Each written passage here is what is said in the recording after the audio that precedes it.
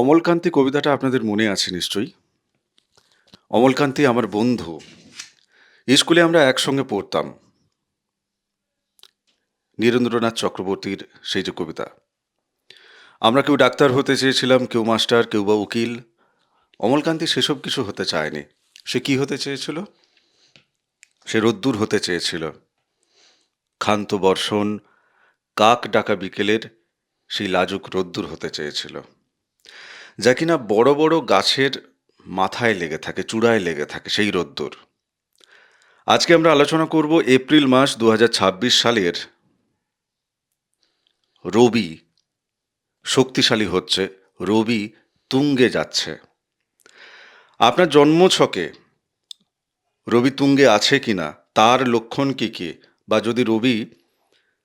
আজকের মূল ভিডিও শুরু করার আগে আপনাকে আপনার রোজগারের একটা উৎস জানাই। আপনি চাইলে এই রুদ্রাক্ষের মালা এবং 1 থেকে 21 মুখী পর্যন্ত রুদ্রাক্ষ, অরিজিনাল নেপালি রুদ্রাক্ষ নিয়ে আপনার নিজের এলাকায় আপনি বিজনেস করতে পারেন। যাদের অলরেডি দোকান আছে, যে কোনো ধরনের দোকান আছে, আপনারা সেখানে রাখতে পারেন। এটা আমি আপনাকে দেখানোর জন্য এখন নিয়ে এলাম আর কি। নইলে আপনি যখন পাবেন এটা ক্লিনিং করে, ল্যাব টেস্ট করে, সার্টিফিকেট সহ প্যাকেজ করে, সুন্দর প্যাকেট করে আপনার কাছে আমি পাঠাবো। কেমন?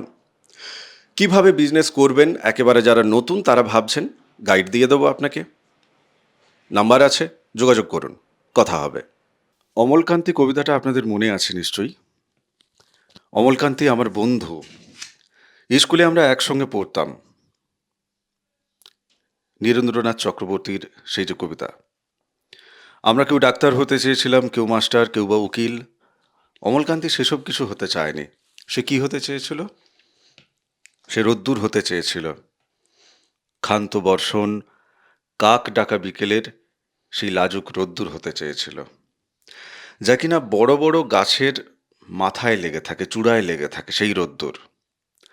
আজকে আমরা আলোচনা করব এপ্রিল মাস 2026 সালের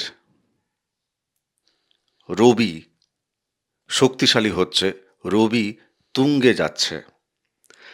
আপনার জন্মছকে রবি তুঙ্গে আছে কিনা, তার লক্ষণ কি কি, বা যদি রবি শক্তিশালী না থাকে তাহলে তার লক্ষণ কি, এবং সেক্ষেত্রে ঠিক কি কি রকমভাবে আমাদের জীবনে, আপনার জীবনে, ওই যে কেউ ডাক্তার হতে চেয়েছে, কেউ মাস্টার হতে চেয়েছে, কেউ ক্ষান্ত বর্ষণ, কাক ডাকা বিকেলের যে লাজুক রোদ্দুর সেটা হতে চেয়েছে। তো আমরা অনেক কিছু তো হতে চাই আমরা, কিন্তু হয়ে উঠতে পারি কি? কখন পারি, কখন পারি না। প্রত্যেকের জীবনে অনেকগুলো ফেলিওর আছে, অনেকগুলো সফলতার গল্প আছে, প্রত্যেকের জীবনেই আছে। সেটা কেরিয়ার ওয়াইজ ধরুন, কিংবা অন্যান্য আঙ্গিকে খুঁজবো আজকে। গোবিন্দদা, কন্যা লগ্ন নিরিখে আমরা যে আলোচনাটা করছি আর কি, তো এক্ষেত্রে কন্যা লগ্নের যিনি অধিপতি রবি, না, রবির পরের ঘরে, অর্থাৎ বুধ। কন্যা লগ্ন নিরিখে দ্বাদশ ঘরের অধিপতি হচ্ছেন সূর্য। তো কোথাও এটা বলতে পারবো কি যে, মানে সূর্য উদয় হওয়ার আগেই যেন অস্ত জায়গা থেকে আলোচনাটা শুরু হচ্ছে নাকি? হ্যাঁ, এক প্রকার দ্বাদশপতি তো, দ্বাদশপতি। যার জন্য অস্ত থেকেই অস্তের দিকে যাওয়ার আলোচনা। ঠিক আছে, দেখা যাক, শুরু করা যাক। রবি মূলত, মানে কন্যা লগ্নের যে বুধের সাথে রবির যে সম্পর্ক, সেটা কেমন? জ্যোতিষশাস্ত্র কি বলছে? জ্যোতিষশাস্ত্রে যথেষ্ট ভালো। বুধ এবং রবির হুম। সমগ্রহ ওনারা হুম। ওনারা যে জায়গায় জোড়া থাকেন, যুগলে থাকেন, সেই জায়গাটাকে তারা যতটা সম্ভব উন্নত করার চেষ্টা করেন সব সময়। বেশ। কারণ বুধাদিত্য যোগ জ্যোতিষশাস্ত্রে একটা কিরকম যোগ বলবো না, স্বপ্নালু যোগ, স্বপ্নে পাওয়া যায় হুম। বুধাদিত্য যোগ। এবারে বুধাদিত্য যোগ, যার জন্য রবি বুধ যদি একত্রিত হন, তার মতো বলবান যোগ সে বলা মুশকিল। খুব ভালো যোগ, খুব ভালো যোগ। যারা এই মুহূর্তে দেখছেন তাদের মাথায় প্রশ্ন থাকবে যে, অনেকে শুনে থাকেছেন যে রবি বুধ একত্রে বসে বুধাদিত্য যোগ তৈরি হচ্ছে, এটাও অনেকে জানেন, শুনেছেন, আবার অনেকে নতুন শুনছেন। কিন্তু এক্ষেত্রে বুধ দগ্ধ হয়ে যাচ্ছে, বা পাশাপাশি দুটো ঘরে, আপনার জন্মছকে দেখবেন পাশাপাশি দুটো ঘরে যখন ধরো দশম ঘরে রবি বসে আছে, একাদশে বুধ বসে আছে, সেক্ষেত্রেও দেখা যায় যে অনেক ক্ষেত্রে কিন্তু বুধ দগ্ধ। তাহলে এই যে রবির সাথে সান্নিধ্যে এসে বুধের যে দগ্ধতা, আমরা এপ্রিল মাস নিয়ে কথা বলবো, কিন্তু একটু বুঝে নিতে হবে বিষয়গুলো। তো এই যে দগ্ধতা, এই দগ্ধতা কতখানি ভালো, যেহেতু তুমি বলছো যে একসাথে বসলে ভালো হচ্ছে, তো একসাথে বসেও দগ্ধ হয়, কিন্তু কোন দগ্ধতা খারাপ?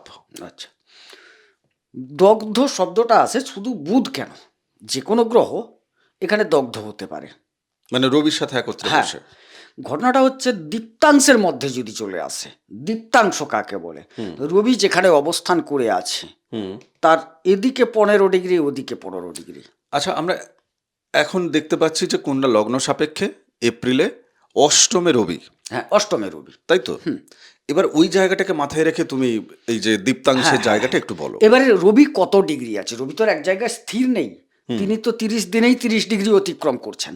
Correct. এবারে তুমি একটা তারিখ বলো, দিলে আমি তোমাকে আরো ভালো করে বুঝিয়ে দেবো। চলো এপ্রিলের 20 তারিখ। 20 তারিখ মানে ওটা হচ্ছে 5 ডিগ্রিতে তিনি অবস্থান করছেন। আচ্ছা, হ্যাঁ, এবারে 5 ডিগ্রি থেকে 15 ডিগ্রি ওদিকে, 15 ডিগ্রি এদিকে, 5 ডিগ্রি থেকে 5 ডিগ্রিতে অবস্থান করলে এদিকে হচ্ছে 20 ডিগ্রি, অর্থাৎ ঘড়ির কাঁটার বিপরীত দিকে। না অতটা জটিল না। বাস বাস 15 ডিগ্রির মধ্যে উভয় দিকে হ্যাঁ। যদি তার মধ্যে কোনো গ্রহ, বুধ কেন যে কেউ অবস্থান করে, সে কিন্তু দগ্ধ হয়ে যাবে। মানে সূর্যের যে মানে তার যে দীপ্তি, হ্যাঁ সেই দীপ্তির জায়গা থেকে তুমি দীপ্তাংশের জায়গায় চলে হ্যাঁ, গেছো। দীপ্তাংশ, কারণ সূর্যের ছটার কাছে অন্যান্য এই গ্রহগুলির ছটাটা নিষ্প্রভ মনে হওয়ার সুবাদে তাদের কর্মশক্তি, কর্মক্ষমতা হ্রাস পায়। আচ্ছা, রবির সাথে কোন কোন গ্রহের বন্ধুত্ব আছে? মানে সেক্ষেত্রে ধরো একটা বড়, আপনারা দেখুন যে বড় একটা আলোর সামনে একটা আলো, ছোট্ট আলো, সে সেখানে নিষ্প্রভ মনে হতে পারে, কিন্তু তার কারকতা রবি স্বীকার করছে, যেমন বুধের ক্ষেত্রে আমরা বলছি। তাই রবি বুধের বুধাদিত্য যোগ তৈরি হচ্ছে, পজিটিভ একটা জায়গা পাচ্ছি আমরা। কেমন? রবির সাথে কোন কোন গ্রহের সম্পর্ক ভালো, কোন কোন গ্রহের সম্পর্ক খারাপ, এটাও জানতে হবে। কেননা যতই আমরা রবিকে মাথায় রেখে কথা বলি, কিন্তু গোচরটা ভুলে গেলে চলবে না। এখানে বোর্ডে লেখা আছে কেবল রবিকে, কিন্তু আমার যখনই আমি বোর্ডের দিকে তাকাবো বা না তাকাবো, আমার মনে পড়বে যে দশমে কিন্তু বৃহস্পতি এই এপ্রিলে থাকছে। আমার কিন্তু এটা মনে পড়বে যে সপ্তমে কিন্তু শনি বসে আছে।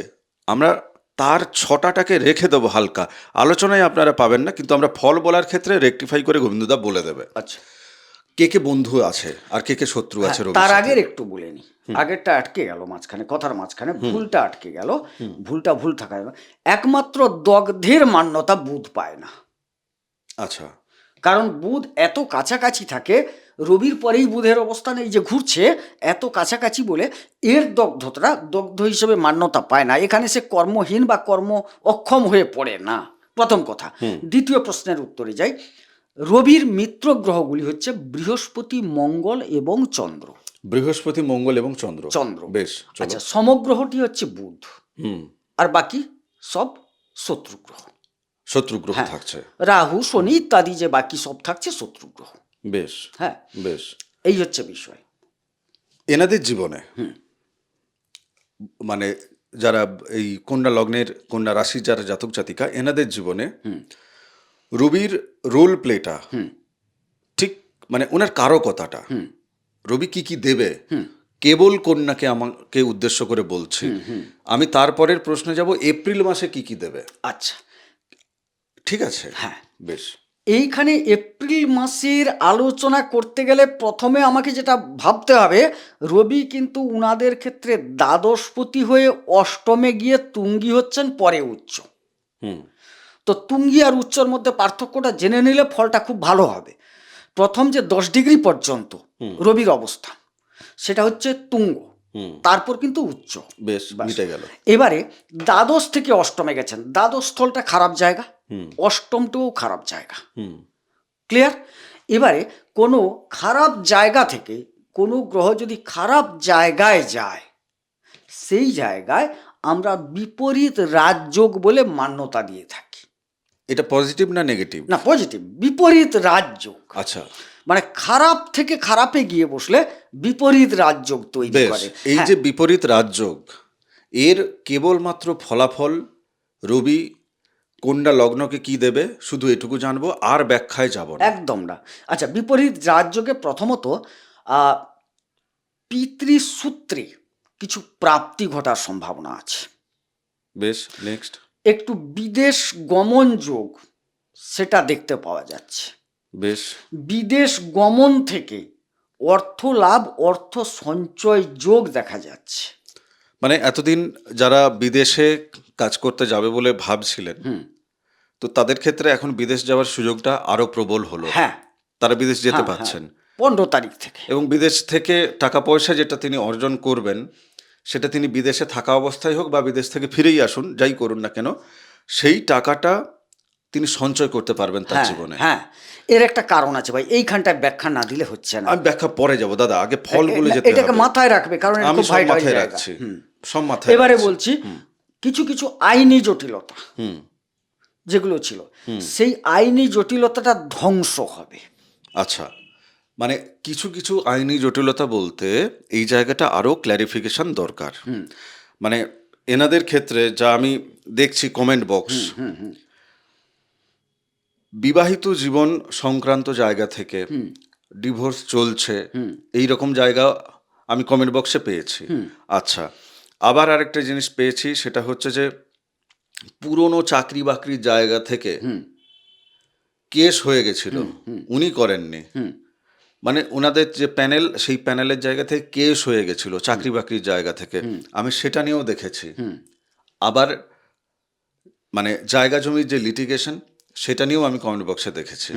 এবার এই তিনটে প্রশ্নের ব্যাখ্যা ছাড়া কি হতে পারে শুধু জানতে চাইছি। একটা কথা হচ্ছে, সবগুলো প্রশ্ন হ্যাঁ নাই উত্তর দেওয়া বড় কষ্ট হয়, তুমি যেটা চাইছো। কারণ তুমি কি আগের মতো এখনো চুরি করো? বলো, মানে ব্যাখ্যা লিব না। তুমি কি আগের মতো এখনো চুরি করো? হ্যাঁ নাতে উত্তর দাও।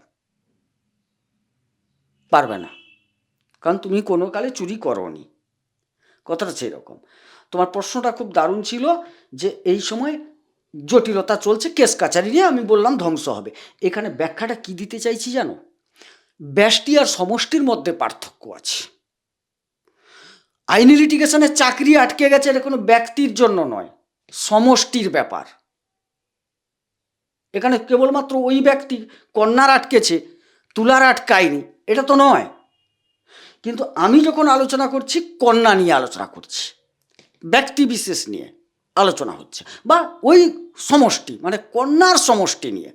এবারে এই জায়গায় বলবো, তাদের যে নিজস্ব কেস কাচারি আছে, মামলা মোকদ্দমা আছে, সেটা নিষ্পত্তি হওয়ার বা সেটা ক্ষয় হওয়ার, শেষ হওয়ার সম্ভাবনা দেখা যাচ্ছে। কিন্তু যেটা সমষ্টির মধ্যে তিনি আছেন, কয়েক লক্ষ তো চাকরি হোল্ডারে আটকে আছে, সেক্ষেত্রে কিন্তু এই দেখে উত্তর দেওয়া যাবে না। বেশ, আর নেক্সট? আচ্ছা, এই তো বললাম যে কেস কাচারি ব্যক্তিগত স্তর থেকে যত রকম কেস কাচারি আছে, হ্যাঁ, সেটা নিষ্পত্তি হবে, সেগুলা নিষ্পত্তির দিকে যাবে। মানে সেটা জায়গা জমি হোক বা বিবাহিত হ্যাঁ, জীবনের হ্যাঁ, জায়গা থেকে হোক। অবশ্যই। কারণ এখানে দেখো, কারুর আরো বলে দিচ্ছে আরো জটিল, কারুর হয়তো এরকমও সম্ভাবনা ছিল আইনি জটিলতায় তার কিন্তু জেল হয়ে যাবার কথা, দেখা যাবে কোনো কারণে কিছু ঘটনায় সেই জেলটা হলো না। কোনো ক্ষেত্রে দেখা যাবে হ্যাঁ যে বিরাট একটা রোগ ব্যাধি হেন তেন, বিরাট একটা অপারেশনের ব্যাপার আছে, হ্যাঁ, তারপর কিছু একটা টেস্ট ফেস্ট করিয়ে দেখা গেল যে না, এত বড় অপারেশনের কোনো প্রয়োজন নেই, ওষুধ প্রয়োগেই ক্লিয়ার হবে। এই জায়গাটা কেন হচ্ছে? মানে এই ক্ষেত্রে গ্রহগত এই যে মানে প্রভাবটার কথা, এই ক্ষেত্রে ব্যাখ্যার প্রয়োজন আছে। হ্যাঁ, কেননা কি এমন হলো পরে যে এই ম্যাজিকটা রবি এসে করে দিচ্ছে? আচ্ছা, প্রথমে বলি, দ্বাদশ থেকে আমরা হাসপাতাল, জেলখানা মূলত আলোচনা করি, আধ্যাত্মিকতাও তার মধ্যে আছে, বিদেশ আছে। এইখানে যেহেতু বিপরীত রাজযোগে আছে, তাহলে ফলটা ভালো দিবেন, এটাই। এবারে হাসপাতাল যে ব্যাপারটা ছিল, সেই ব্যাপারটার একটা নিষ্পত্তি ঘটবে। হয় হাসপাতালে গিয়ে তিনি চিকিৎসা পেয়ে একদম সুস্থ হবেন, বা বড় কোনো যে জটিলতা যেটা নিয়ে হওয়া প্রপাকাণ্ডা হওয়ার একটা বিরাট পরিকল্পনা ছিল, দেখা গেল বজ্র আঁটুনি ফসকা গেলেও কোনো একটা ভুল সিদ্ধান্ত হয়ে গেছিল, সেটা হয়তো আদপে নয়, কিছু একটা, বা যাদের ঘটে আছে তাদেরটা চিকিৎসায় দেখা যাবে ক্লিয়ার হওয়ার সম্ভাবনা আছে। বেশ, মানে দ্বাদশ ঘরের যা যা খারাপ ছিল সেই খারাপগুলো ভালোতে রূপান্তরিত হয়ে গেল। হ্যাঁ রবির এই তুঙ্গি অবস্থা, এই শক্তিশালী অবস্থা আপনাদের অষ্টম ঘরে হওয়ার ফলে। হ্যাঁ, এটা কিন্তু বাস্তবে কি জানো, হ্যাঁ। অমনি যদি রবির অবস্থান ভাবা হয়, হুম। সেটাই কিন্তু ফলগুলো এত ভালো বলা যায় না। কেবলমাত্র বিপরীত রাজযোগের কারণে এই খারাপগুলো ভালোতে পরিণত হচ্ছে। আচ্ছা, এইবার একটা প্রশ্ন যারা দেখছেন তাদের মাথায় আসবে যে আচ্ছা, এক্ষেত্রে রবির ভালো বা রবির খারাপ অবস্থান আমার জন্মছকে সেটা কি ম্যাটার করছে? অনেক কিছু দেখতে হয় ভাই, এটা তো একটা গদা, একদম গদা কথা বললাম এ পর্যন্ত। হ্যাঁ, হ্যাঁ, হ্যাঁ। এবারে প্রশ্ন হচ্ছে উনার নবতারা চক্রে হুম। রবির অবস্থান কোথায়? কলৌ নক্ষত্র বিচারম, পরিষ্কার কথা। আমরা যতই রাশি অমুক অবস্থান ভাবি, প্রথমে হচ্ছে কলৌ নক্ষত্র বিচারম। এই রবি মূলত তার নবতারা চক্রে জন্ম, সম্পদ, বিপদ, ক্ষেম, এই যে বিন্যাস আছে, হ্যাঁ, প্রত্যরী, সাধক, বধ, মিত্র, অতিমিত্র, কোন তারায় আছে? যদি সম্পদে আছে, তাইলে এই যে বিদেশ থেকে সম্পদ বললাম, সম্পদ আহরণ হয়ে যাবে। হুম। মিত্র অতিমিত্রই যদি হয়, দেখা যাবে সেখানে এমন কিছু সম্পর্ক ঘটবে, সেই সম্পর্কের উন্নতির ফলে তিনি লাভবান হবেন। হুম। ব্যাপারটা বুঝো। হুম। হুম। হুম। এইভাবে অনেক তো সম্পর্কও তো অনেক উন্নতির শিখরে পৌঁছে দেয়, একদম তাই। কিছু একটা ঘটবে। আবার এই রবি দেখা গেল যে এই বিপরীত রাজযোগ সত্ত্বেও বদ তারা মানে নিধন তারা পেয়েছেন, তাইলে যতটা সুফল দেওয়ার কথা ততটা কি দিতে পারবেন? তিনি তো নিজে মানে খারাপ জায়গায় বসে আছেন, হুম। হতে পারেন তুঙ্গি, হুম। ফল দিতে পারবেন না। এখানে কি জানো, হ্যাঁ। সেই কোয়াশের সাথে মিশিয়ে একটা যে রঙের যে ফ্যাক্টরিং বা স্বাদের যে হয় না ওঠানামা, ঠিক এই রকম ব্যাপার আরও দেখতে হবে ভাই, আরও দেখার দরকার আছে। এই রবি তুঙ্গ তো হচ্ছেন, কিন্তু বাল্যাবস্থায় আছেন না কিশোরী আছেন না যুবায় আছেন না বার্ধক্যে আছেন না মৃতাবস্থায় আছেন, হুম। এটা ডিগ্রি দেখে দেখে দেখে দেখে ভাবতে হবে।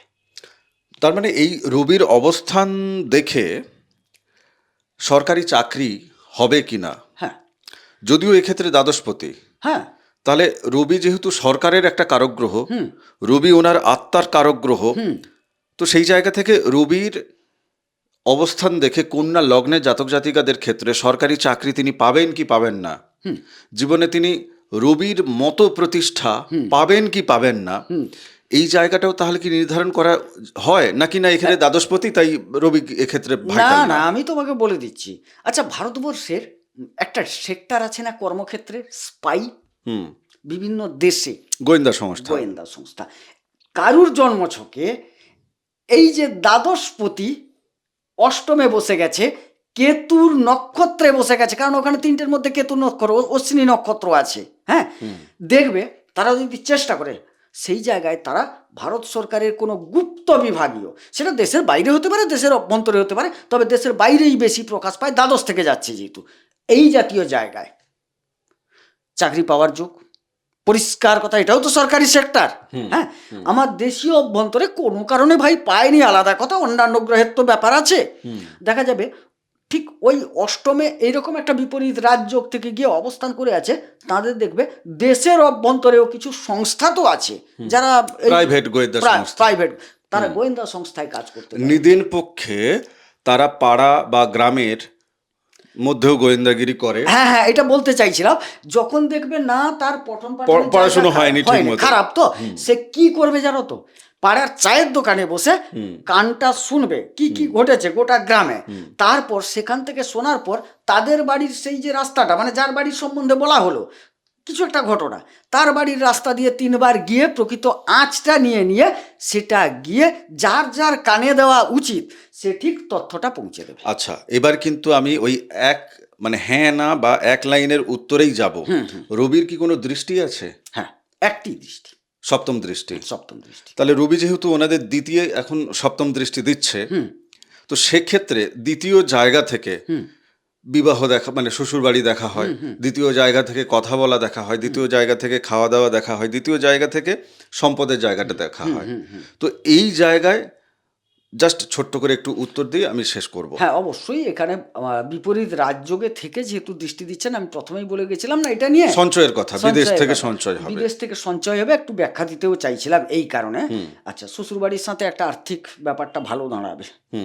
হয়তো শ্বশুরবাড়ি উনার দ্বারা উপকৃত হবেন। কথাটা খুব বুঝবে।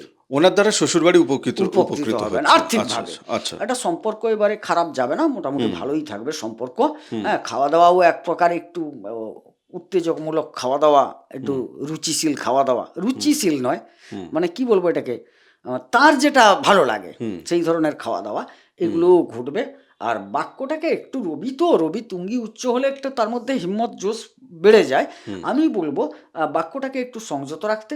আর কিছু জিনিস আছে যেটা যতই হোক একটা সোজা হবে না, সেটা রবি গেলে তার গুণাবলী তো নিয়েই যাবে সেখানে। এবারে সেই জায়গায় বলবো, যেহেতু আপনার অষ্টমে, এবারে তো রবির গুণাবলী নিয়ে এতক্ষণ আলোচনা করলাম, এবারে জাতকের অষ্টমে যখন রবি যাচ্ছে, তুঙ্গি উচ্চ থাকছে, খারাপ নয়, কিন্তু ঘটনা হচ্ছে অতি ভালো নয়।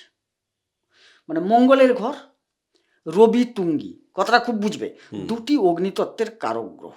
হ্যাঁ, অগ্নিতত্ত্বে গিয়ে বসলো, তার মানে তার যে আত্মা, রবি তো আত্মার কারক গ্রহ, তার আত্মা একটা, তার মধ্যে একটা কি বলবো, অফুরন্ত এমন হিম্মত জোশ যেটা জাগবে, সেটা বড় উগ্র পর্যায়ে যাওয়ার সম্ভাবনা।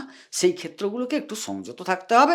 ছোট্ট করে বলি এবারে, একটু চোখ মাথা এই জাতীয় জায়গা থেকে অল্প বিস্তর, খুব বেশি বলা যাবে না, অল্প বিস্তর, কারণ নক্ষত্র ভেদে এই ফলটা আসতে পারে খারাপ হওয়ার। বেশ, আজকের এপিসোডে আমরা এখানেই বিরাম দিচ্ছি। যাদের রবি সংক্রান্ত জায়গা থেকে জন্মছকে কোথায় আছে বা কিভাবে আছে, রবি আপনাকে প্রতিষ্ঠা দিচ্ছে কিনা বা দিতে চাইছে কিনা বা দিতে গিয়ে দিতে পারছে না কিনা, আপনি বিফল হচ্ছেন বারবার, এই জায়গা থেকে যাদের প্রশ্নের উত্তর জানার আছে তারা যোগাযোগ করবেন। বাকি তপভূমি নর্মদা বা নর্মদার যে মাহাত্ম্য কথা অডিও সিরিজ আছে চ্যানেলে, 365 এপিসোড আপনাকে শোনার জন্য আমি অনুরোধ জানাচ্ছি। ভালো থাকুন, সুস্থ থাকুন, ভক্তির পথে থাকুন। নমস্কার। নর্মদেহার। নর্মদেহার।